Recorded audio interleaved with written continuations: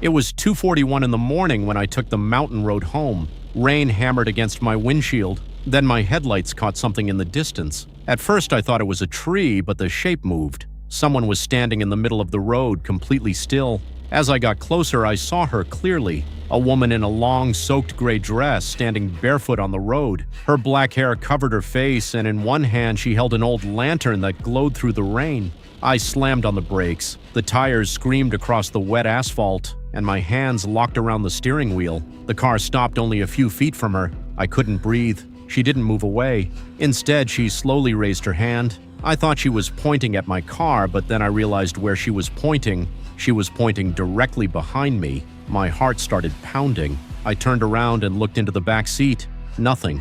Just empty seats and darkness. I turned back toward the windshield and she was gone. There was absolutely no one on the road, but the lantern was still there. It was floating several feet above the asphalt, glowing in the middle of the rain. I don't know what possessed me to get out of the car. Maybe curiosity, maybe fear. I stepped onto the road and stared at that impossible lantern. The forest around me was completely silent. Then I heard a woman's voice behind me. "Don't leave me here again." I froze. I didn't turn around. I couldn't. The lantern continued floating in front of me, its yellow light reflecting across the wet road. I could hear rain hitting the trees, but underneath it was something else. A slow, quiet breathing sound. That was enough. I ran. I grabbed the car door, threw myself inside, and locked it. My hands were shaking so badly that I could barely start the engine. I turned on the headlights and the lantern was gone. There was nothing ahead except fog, rain, and the empty mountain road. Then the radio turned on by itself. Static exploded through the speakers. I reached for the controls, but every button seemed useless. And then, beneath the static, I heard something. A woman's whisper. It was so quiet that I almost thought I imagined it. Then she said my name. I stopped breathing. A single drop of water fell onto the passenger seat beside me. I stared at it. Another drop appeared, but the window was closed. Then the passenger seat slowly sank down. Not much, just enough to show the shape of someone sitting there. Water droplets began appearing across the seat, one after another.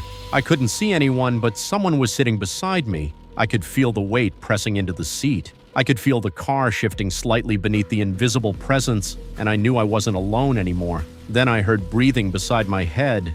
Slow, wet, close. The passenger window began to fog from the inside as if someone was breathing directly against it. I slowly lifted my eyes toward the rearview mirror. At first I saw nothing, just the empty back seat. Then a shadow appeared behind me. My blood turned cold. She was sitting in the back seat, the same woman from the road. Her dress was soaked and her hair hung over her face. Then she lifted her head. Her eyes were completely black. She leaned forward slightly, and in a voice that sounded like it was coming from somewhere far away, she whispered, "You stopped for me before." I stared at her reflection. "I remember you." Suddenly, my GPS screen switched on. I hadn't touched it. The screen flickered between maps and static. Then the route disappeared. A message appeared on the screen. "Accident location, 2:41 a.m." My hands went numb because 2:41 a.m. was the exact time on my dashboard, and suddenly I remembered something. Rain, headlights, a woman standing beside the road, a child. The memories came back like broken pieces of a nightmare I'd spent years trying to forget. Then I saw her, a little girl running across the road. She stepped directly into my headlights. I remembered slamming on the brakes.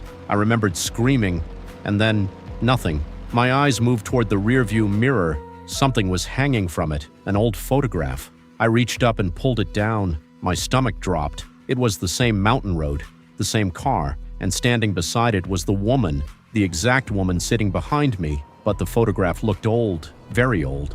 Then I noticed the child standing beside her, a little girl wearing a white coat. She was holding the same lantern I'd seen floating on the road that night, and that's when I remembered. It wasn't a new memory. It happened 4 years ago. That night I had been driving this exact road in the rain.